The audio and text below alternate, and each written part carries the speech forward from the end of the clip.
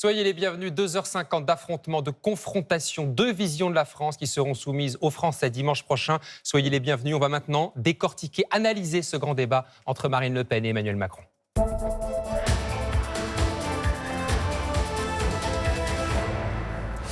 Et d'abord, première impression, effectivement, ici en plateau, je vous représente nos invités qui sont restés avec nous. Nathalie Chuc du magazine Le Point, bonsoir. Yves Tréhard du Figaro, bonsoir. Brice Teinturier de l'Institut Ipsos et puis Valérie Astruc qui nous a rejoint après être passé sur le plateau tout à l'heure. D'abord, on va retrouver tout de suite Guillaume Darey en coulisses, juste derrière l'entrée de cette porte du débat. Guillaume, là où les candidats devraient sortir dans un instant. Oui, absolument. Ils vont passer juste derrière, Jean-Baptiste. Il y a encore quelques instants, ils sont en train de sortir du plateau. On va essayer d'y entrer. Ils vont passer juste derrière. Je reviens vers vous dans quelques minutes alors qu'ils sont en train de remonter vers leur staff. Merci Guillaume, vous nous interrompez. Dès qu'effectivement vous voyez la porte s'ouvrir, première impression d'abord ici en plateau. Le sentiment qu'on a eu, c'est que sur la forme, ça n'avait rien à voir avec le débat de 2017. On viendra sur le fond après. D'abord sur la forme, peut-être Nathalie Chuc. Sur la forme, c'était le miroir inversé du débat de 2017. C'est-à-dire qu'on avait une Marine Le Pen qui était quasiment imperturbable face au scud que lui a envoyé Emmanuel Macron, et il n'a pas manqué de le faire.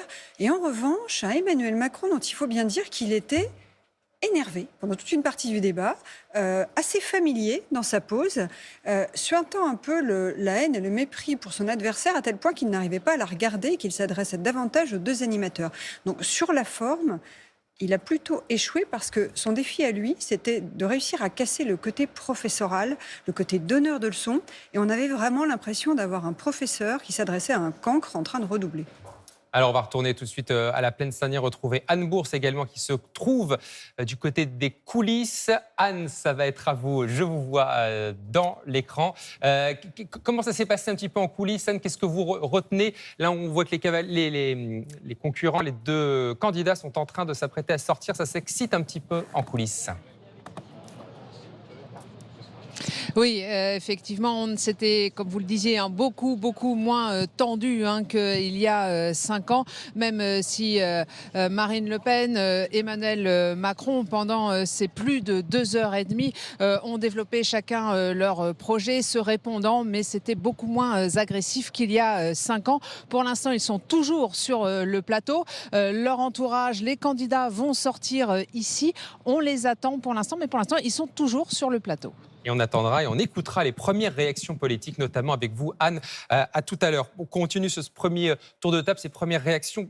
Yves Tréhard, d'abord, qu'est-ce que vous avez retenu? Qu'est-ce que vous retenez, vous, de ces 2h45 de débat? On pensait que ça serait un débat différent et ça ne l'a pas été tant que ça. Parce que sur la forme, certes, je crois que si M. Macron avait mis les pieds sur la table, il aurait définitivement perdu ce débat et il n'était pas loin de le faire parce que je trouve qu'il avait une attitude assez condescendante, assez hautaine finalement. Mais sur le fond, Madame Le Pen, dont on disait qu'elle avait travaillé, qu'elle avait préparé ce débat avec beaucoup de précision, eh bien, s'est montrée pleine d'approximations et finalement, elle a été complètement débordé, je dirais, par la technicité de Emmanuel Macron qui avait réponse à tout. Et même sur le thème fondateur de sa campagne, le pouvoir d'achat, elle a été d'entrée de jeu, et ça a été terrible, elle a été d'entrée de jeu, si vous me permettez l'expression, renvoyée dans ses buts.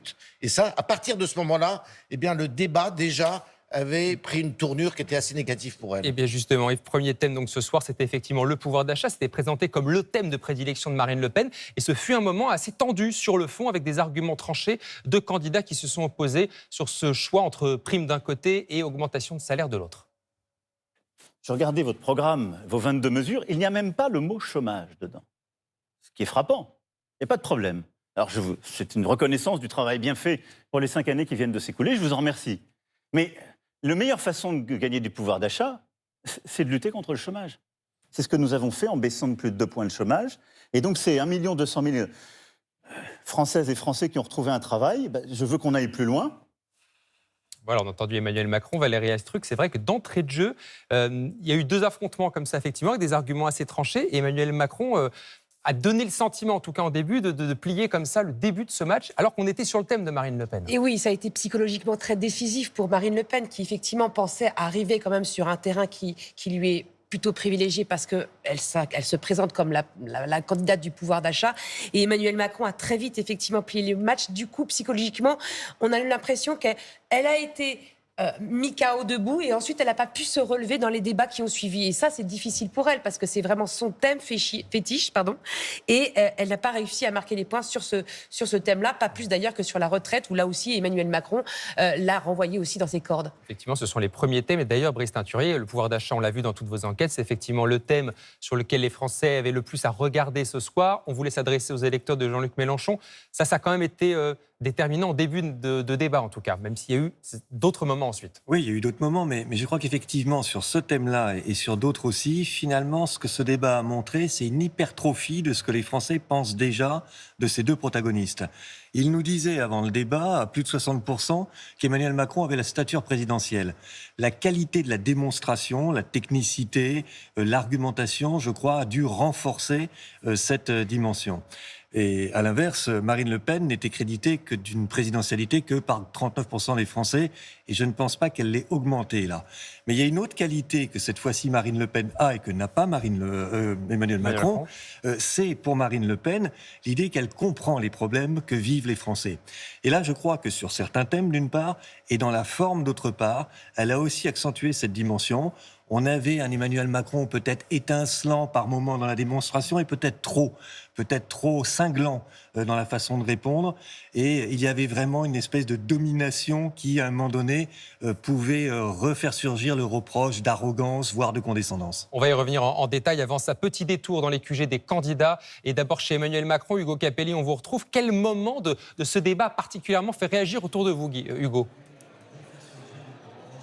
Alors d'abord, ce que je peux vous dire, Jean-Baptiste, c'est qu'ici, les militants, les élus ont le sourire. Il y a eu ce fameux slogan « et 1, et 2, et 50 plus » qui vient d'être répété. Alors là où l'ambiance est montée ce soir, c'est quand le pouvoir d'achat a été évoqué. Vous savez, on attendait Marine Le Pen sur cette thématique. Mais Emmanuel Macron a largement séduit ce soir les militants qui l'ont beaucoup applaudi. On a entendu des bravos qui ont été envoyés par certains sympathisants. Ça est monté encore d'un cran quand il a été question de la Russie. On a entendu notamment l'impression que le match était plié ensuite puisque les militants ont été un petit peu déconcentrés. Emmanuel Macron, en tout cas, selon a fait un pas de plus vers la victoire, mais pour autant ils nous promettent que la campagne ne s'arrête pas ce soir. Ils m'ont dit qu'il leur restait 48 heures pour convaincre les Français et vous le voyez, ils écoutent France 2 en ce moment et c'est reparti pour rechanter et 1 et 2 et 50 plus. Cette soirée s'annonce festive, Jean-Baptiste.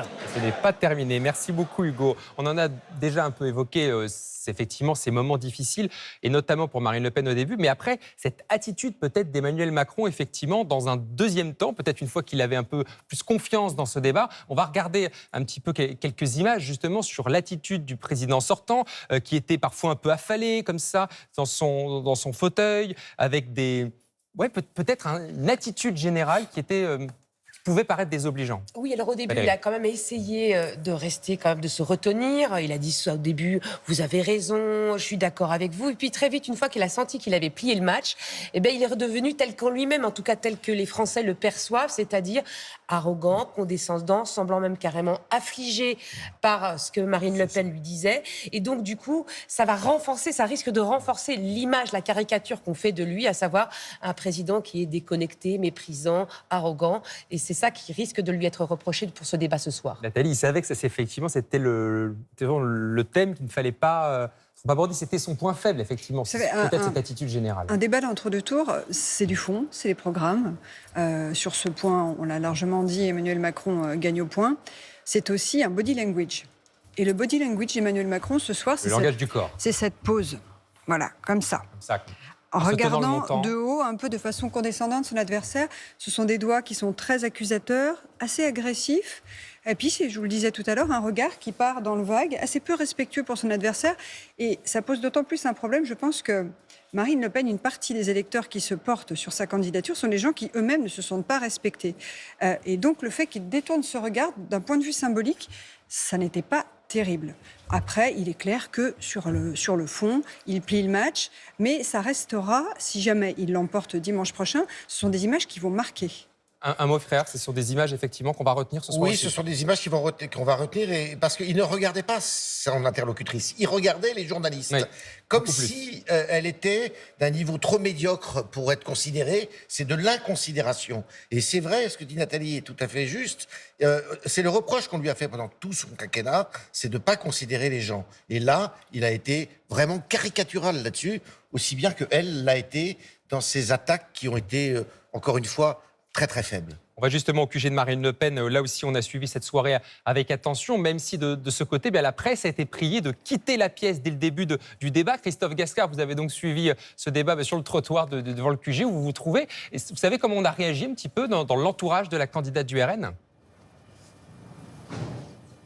Alors pour être tout à fait transparent, Jean-Baptiste, nous avons donc passé le début de la soirée avec une cinquantaine de jeunes militants du Rassemblement national installés donc dans ce bâtiment derrière moi, dans ce QG de Marine Le Pen. Alors effectivement, les caméras étaient autorisées au début, puis puisque le premier thème tiré au sort était le pouvoir d'achat, c'est un thème martelé, on le sait, pendant la campagne de Marine Le Pen.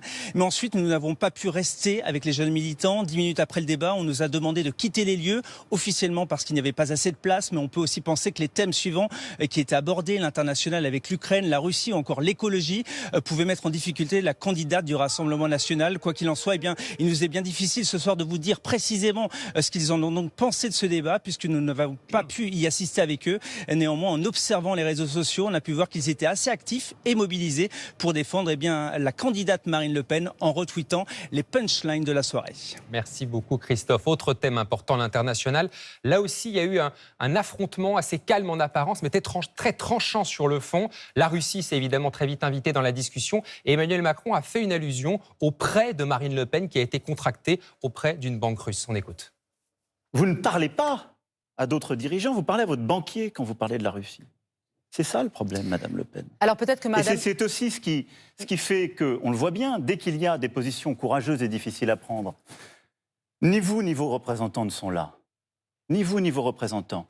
Et ça n'est pas un hasard si, il y a 5 ans, la Russie était intervenue dans la campagne, ce qui a été prouvé pour me déstabiliser. Et si vous avez toujours été ambigu sur le sujet, parce que vous n'êtes pas dans une situation de puissance à puissance. Je suis une femme absolument et totalement libre et que je défends parce que je suis une patriote et que je l'ai démontré toute ma vie. La France et les Français.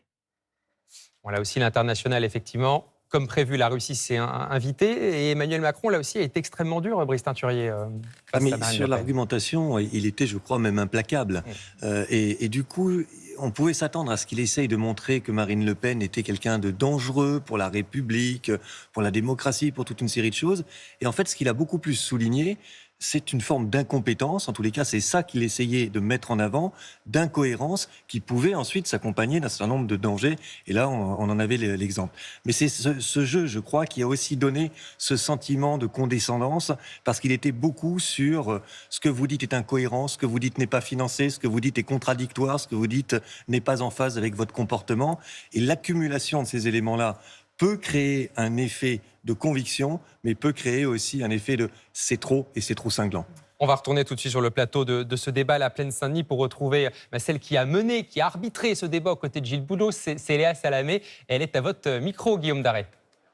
Absolument, Jean-Baptiste, Léa Salamé à mes côtés. Léa, ça vient de se terminer il y a quelques instants. Comment vous avez vécu de l'intérieur ce débat présidentiel ? Écoutez, déjà, quand on sort de 3 heures, quasiment presque 3 heures de débat présidentiel, on sort un peu groggy. Donc là, j'ai pas encore récupéré mon téléphone. Je ne sais pas comment ça s'est passé.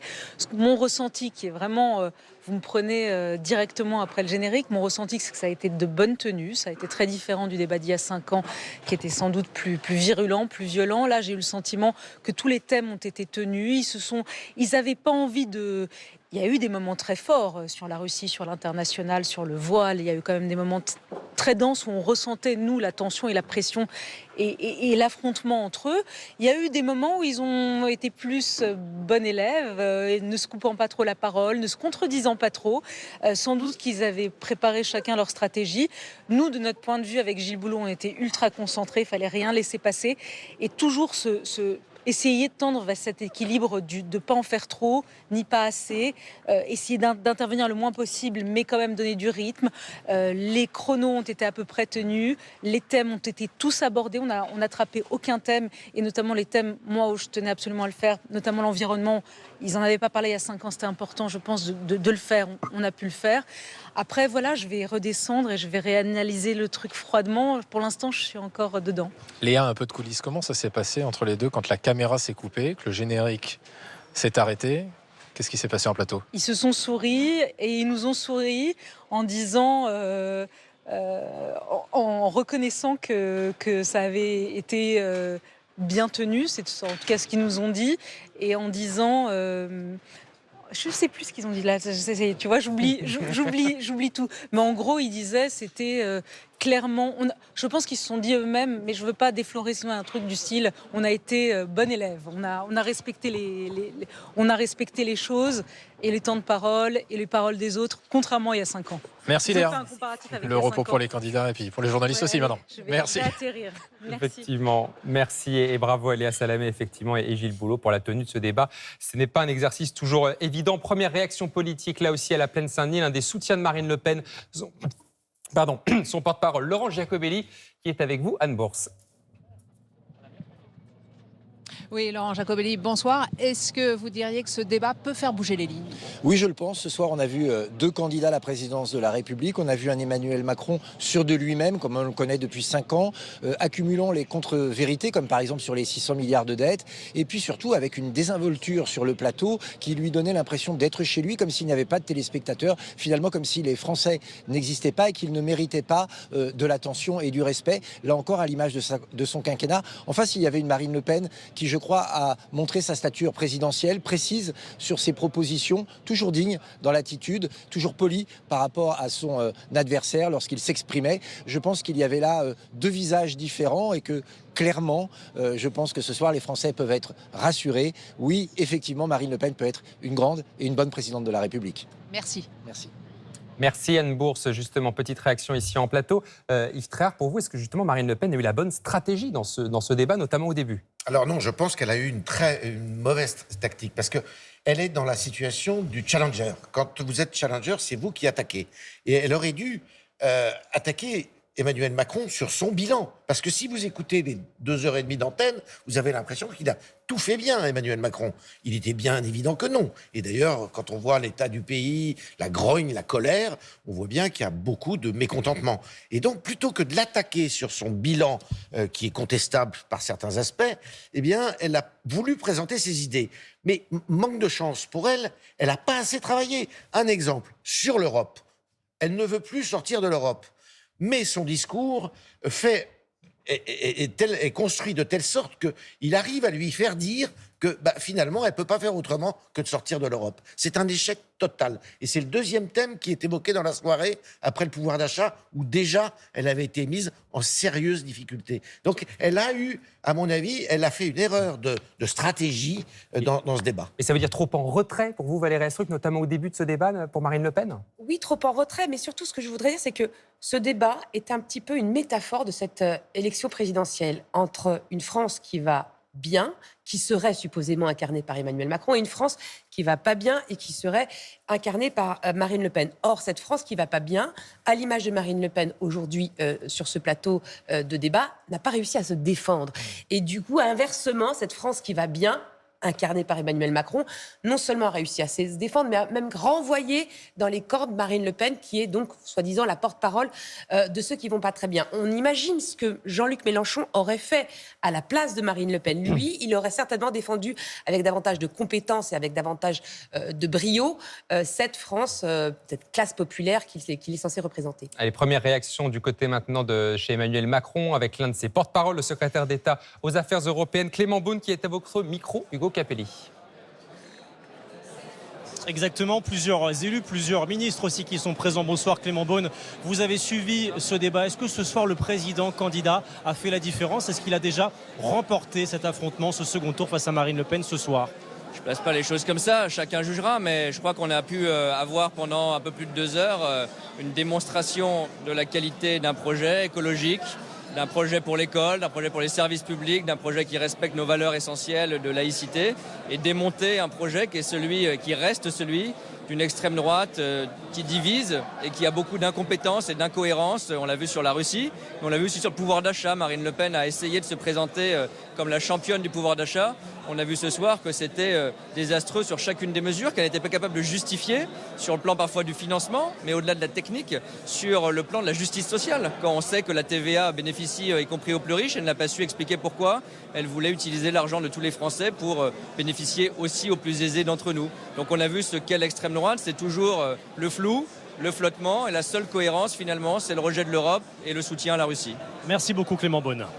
Et merci Hugo. Un autre extrait maintenant qui a suscité beaucoup de réactions, c'était sur le climat avec 2 formules. L'une des rares punchlines, comme on dit, dans ce débat, avec une Marine Le Pen là aussi très, très offensive qui a su répondre à Emmanuel Macron. C'était donc sur le climat. Climato-sceptique d'un côté contre climato-hypocrite. Vous êtes climato-sceptique. Bon. Donc, c'est net. Oui, vous avez dit d'ailleurs qu'avec vous, la neutralité carbone 2050, c'est-à-dire les jalons des accords de Paris, ça ne marche pas. Je ne suis absolument pas climato-sceptique, en aucun cas, mais vous êtes un peu climato-hypocrite. D'ailleurs, c'est peut-être pour ça que les gens ne croient pas à votre volonté de régler tous ces problèmes-là. Et je vais vous dire pourquoi ils ont raison d'ailleurs. C'est que vous êtes en même temps le pire de l'écologie punitive. Vous avez accompagné des choses qui sont d'une grande violence pour les classes moyennes, pour les classes modestes de nos compatriotes. Peut-être l'un des moments où, effectivement, Marine Le Pen a su attaquer Emmanuel Macron sur son bilan, Nathalie. Alors, certes, mais ce que j'ai trouvé quand même assez fascinant sur cette partie, c'est que quel était l'enjeu de ce débat d'entre-deux tours ? C'était pas de s'adresser à leurs électorats de premier tour, c'était d'aller chercher, pour partie, les électeurs de Jean-Luc Mélenchon, qui s'intéressent particulièrement à cette question de l'écologie. Or là, on a eu le sentiment d'assister entre les deux impétrants à une sorte de match nul où chacun a défendu ses positions et n'est pas allé chercher du terrain l'électorat d'Yannick Jadot, l'électorat de Jean-Luc Mélenchon. Et je me demande si, au fond, ça fera bouger une voix ou pas. Il y a quelques petits signaux qui sont envoyés, mais ils sont tellement subliminaux que je me demande si c'est susceptible de changer quelque chose. Justement, Brice Teinturier, c'est vrai qu'on leur a peu parlé, ces électeurs, effectivement, de gauche, et notamment de Jean-Luc Mélenchon du premier tour. Oui, mais malgré tout, j'ai trouvé qu'ils avaient 2 stratégies un peu différentes là-dessus et que Emmanuel Macron confortait évidemment sa base, mais essayait d'envoyer des signaux pour élargir cette base. Sur l'écologie, puisque pour le coup, ils étaient en confrontation, pas dans l'extrait là qu'on a entendu, mais sur l'ensemble de la démonstration, ils étaient en confrontation, par exemple, sur l'éolien. Et donc, ce sont des petits signaux, certes, mais des signaux envoyés à un électorat de gauche. C'était la même chose sur l'Europe, c'était la même chose à propos des ruraux. Donc, il essayait, me semble-t-il, d'élargir un peu sa base. Et Marine Le Pen, elle confortait sa base. Elle s'adressait effectivement au milieu populaire qui constitue le gros de son électorat, aux ruraux, où elle est plutôt forte. Mais les éoliennes, c'est un bon exemple. Les éoliennes, son électorat n'en veut pas. Donc, d'un côté, une stratégie d'élargissement, de l'autre côté, une stratégie de confortation. Mais un débat de second tour, ça vise à élargir, puisqu'il faut faire rentrer les autres électorats vers vous. Un tout dernier extrait, un moment plus serein de ce débat, presque un peu humoristique, quand les 2 compétiteurs, les 2 finalistes, ont reconnu qu'effectivement, ça avait été plus respectueux sur la forme qu'il y a 5 ans. On est beaucoup plus discipliné qu'il y a 5 ans, Madame Le Pen. Oui, c'est vrai. Écoutez, on voit qu'on vieillit. Je crois que c'est factuel. Je serai très respectueux à votre égard. Vous, ça ne se voit pas. Moi, j'ai peur que ça se voit beaucoup, Madame. Parce que aux alentours de 23h, là, c'est vrai que c'était le moment. Mais même dans Valérie. cette petite réplique, Emmanuel Macron est un limite condescendant. Il dit, vous, non, ça ne se voit pas, vous n'avez pas vieilli. Moi, en revanche, j'ai vieilli. Sous-entendu, j'ai été au pouvoir pendant 5 ans, j'ai travaillé, donc j'ai souffert, et donc, du coup, je suis un petit peu plus méritant. Donc, même dans cette réplique-là, soi-disant sympathique, de fin d'émission, il y a quand même le naturel d'Emmanuel Macron qui revient. Le mot de la fin maintenant, est-ce que ce débat va pouvoir faire bouger les lignes ? On est maintenant, effectivement, il reste 48 heures de campagne avant ce second tour. Yves Tréhard, est-ce que ça pourra faire bouger ? Je crois pas. Je crois qu'au contraire, ça va peut-être encore creuser l'écart que les sondages d'intention de vote donnaient. Et je crois pas que ça fasse beaucoup changer les lignes. Nathalie Fuchs. Oui, j'ai tendance à penser la même chose, que probablement certains ont dû zapper assez tôt dans la soirée. Alors heureusement pour Emmanuel Macron, d'une certaine façon, il a plutôt marqué des points au début. Pour le reste, je ne suis pas convaincue que ça fasse tellement bouger les lignes. Valérie Astruc. Eh bien, ça risque de démobiliser un petit peu les partisans de Marine Le Pen, qui n'a pas en plus réussi à faire un front anti-Macron.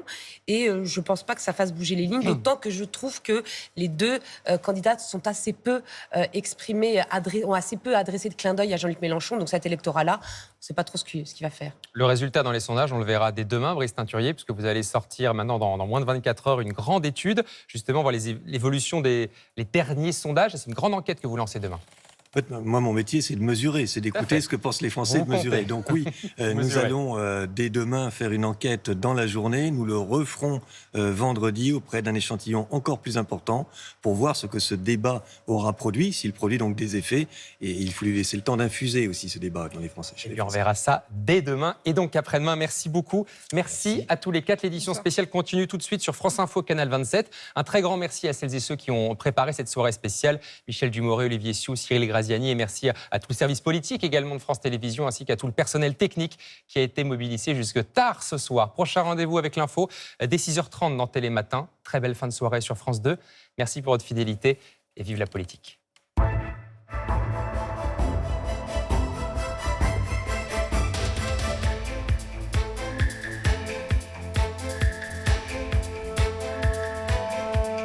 Présidentielle 2022, la soirée du second tour avec Ipsos Soprasteria. Marine Le Pen ou Emmanuel Macron, ce sont deux projets qui s'affrontent pour le destin de la France. Dimanche, les Français seront à l'heure d'un choix décisif qui fera basculer le pays dans un nouveau quinquennat.